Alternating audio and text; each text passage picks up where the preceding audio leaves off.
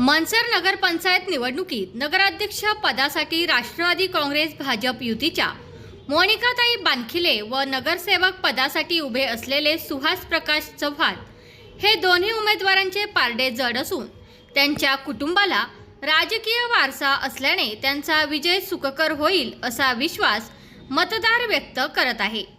सुहास चव्हाण यांच्या आजी ग्रामपंचायतच्या माजी सदस्य राहिल्या असून त्यांच्या मनसरच्या जडणघडणीत मोलाचा वाटा आहे। तसेच मोनिकाताई बानखिले यांचे पती सुनील बानखिले हे देखील माजी उपसरपंच असल्याने मनसर शहराच्या विकासात त्यांचा मोलाचा वाटा आहे। हे दोन्ही उमेदवार उच्च शिक्षित सुसंस्कृत आहेत, त्यामुळे मतदार त्यांना निवडून देतील अशी आशा मतदार व्यक्त करत आहे। 1 2 3 स्टार्ट।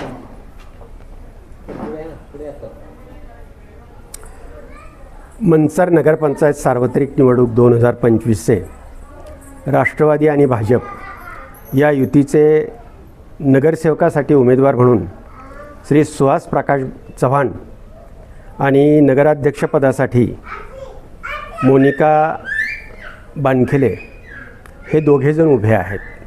खरं तर हे सध्याचं हे सगळं वातावरण पाहता हे दोन्ही उमेदवार जर पाहिले तर दोघांनाही राजकीय वारसा अशा प्रकारचा आहे।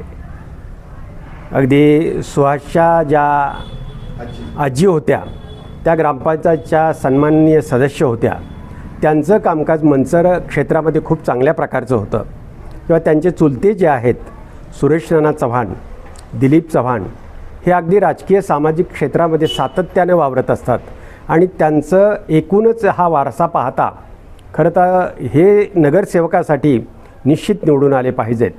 आणि एकूण वातावरण पाहता, एकूण प्रतिसाद पाहता निश्चितच सुहासचा विजय झाल्याशिवाय राहणार नाही, याबद्दल माझ्या मनात तीळमात्र शंका नाही। त्याच प्रकारे नगराध्यक्षपदाचे उमेदवार जे आहेत मोनिकाताई यांनासुद्धा राजकीय वारसा फार मोठा आहे। सुनील भाऊ जे आहेत ते सातत्यानं राजकारणामध्ये राहिलेले आहेत, त्याचबरोबर सरपंच म्हणून मनसरचं त्यांनी अत्यंत चांगल्या पद्धतीचं काम केलेलं आहे। आणि ह्या दोन्ही पक्षांची युती पाहता यांचं तालुक्यातलं काम हे जे आहे ते अत्यंत दैदिप्यमान अशा प्रकारचं काम आहे। आणि म्हणून ज्यांना राजकीय वारसा आहे, ज्यांचं या कार्यक्षेत्रामध्ये बहुमोलाचं अशा प्रकारचं काम आहे, अशा प्रकारचे उमेदवार जर निवडून आले तर खऱ्या अर्थानं मनसरचा विकास जो आहे त्या विकासाची घोडदौड जी आहे ती निश्चितच पुढे गेल्याशिवाय राहणार नाही।